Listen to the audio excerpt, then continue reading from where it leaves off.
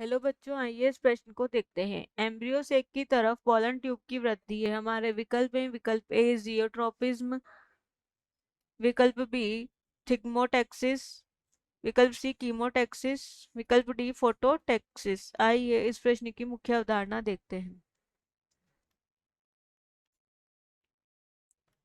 इस प्रश्न में हमसे पूछा गया है एम्ब्रियो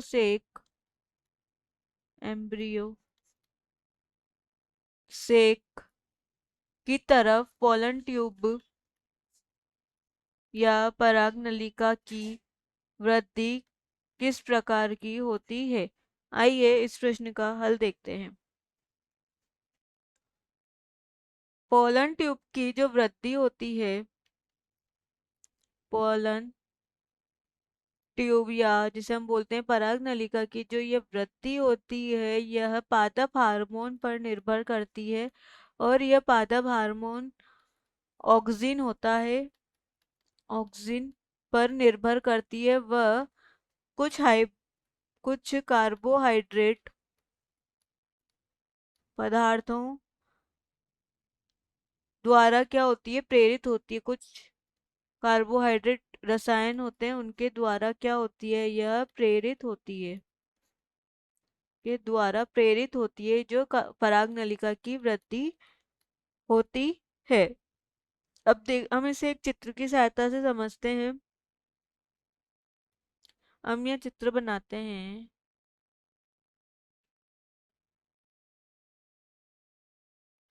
इसमें हमें बताना है जो एम्ब्रियो सेक होता है उसकी वृद्धि जो है, पोलन एम्ब्रियो सेक की तरफ पोलन ट्यूब की वृद्धि क्यों होती है।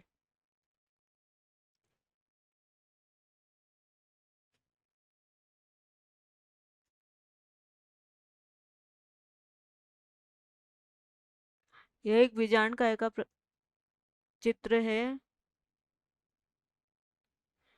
हमें बताना है यहाँ से, यहाँ हम बनाते हैं हमारी पराग नलिका या पोलन ट्यूब। ये हो गई हमारी पराग नलिका। पराग नलिका या भ्रूणपोष, भ्रूणपोष। और इस पराग नलिका में जो है नर युग्मक होते हैं, नर युग्मक।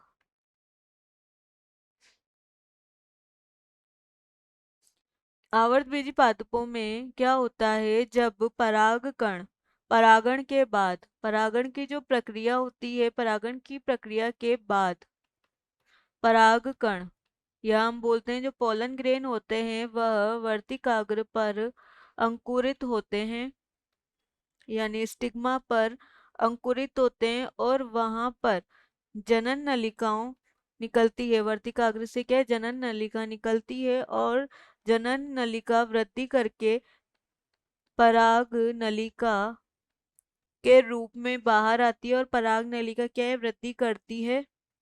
पराग नलिका वृद्धि करती हुई वर्तिकाग्र से होते हुए, वर्तिकाग्र से होते हुए बीजांड बीजांड में प्रवेश करती है। और ये यहाँ से यह नलिका भ्रूण कोश में प्रवेश कर जाती है। और जो पराग नलिका होती है उसमें होते हैं नर युग्मक। भ्रूण कोश में प्रवेश कर जाती है, जिससे पराग नलिका की क्या होती है, पराग नलिका भ्रूण कोश से गति करती है। पराग नलिका गति करती है। पराग नलिका जो है गति करती है। और यह गति की जो दिशा होती है पराग नली की, ये पराग नली जो है इसकी जो गति की दिशा है कुछ रसायनों पर निर्भर करती है। और ये जो रसायन होते हैं, हम यहाँ लिखते हैं कुछ रसायन जो होते हैं, यह रसायनों की अनुवृत्ति पर निर्भर करती है। जो इसकी पराग नलिका की जो गति की दिशा होती है, वह कुछ प्रकार के रसायनु अनुव्रत होती है। हम कह सकते हैं पराग नलिका की गति रसायन अनुवृत्ति प्रकार की होती है। हम देखते हैं इसके विकल्प। विकल्प ये दे रखा है हमारा जियोट्रॉपिक, ये जो गति होती है रसायनुवर्तन या रसायनुवृत्ति प्रकार की होती है। रसायनुवर्तन प्रकार भी हम इसे कह सकते हैं। विकल्प ए देखते हैं, जियोट्रॉपिक। तो यह जो प्रश्न का गलत विकल्प है। जियोट्रॉपिक जियोट्रॉपिक जो वृद्धि होती है यह गुरुत्वावर्ती प्रकार की होती है, यानी कि ये जो वृद्धि होती है जड़ में देखी जाती है और यह मूल तंत्र का जो है प्रदर्शित करती है, मूल तंत्र प्रदर्शित करती है, जड़ तंत्र। थिग्मोटेक्सिस, तो यह भी हमारा गलत है, यह तापानुचलन पर निर्भर करती है, तो ये गलत है। कीमोटेक्सिस इस प्रश्न का सही विकल्प है क्योंकि यह रसायनों द्वारा नियंत्रित होती है।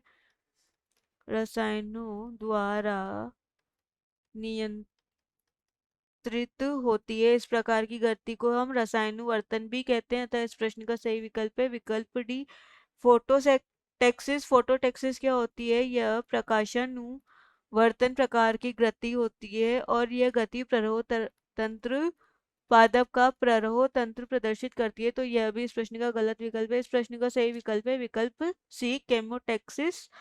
गति पोलन ट्यूब की वृद्धि दर्शाती है। आशा है कि आप इसे अच्छी तरह समझ गए होंगे। धन्यवाद।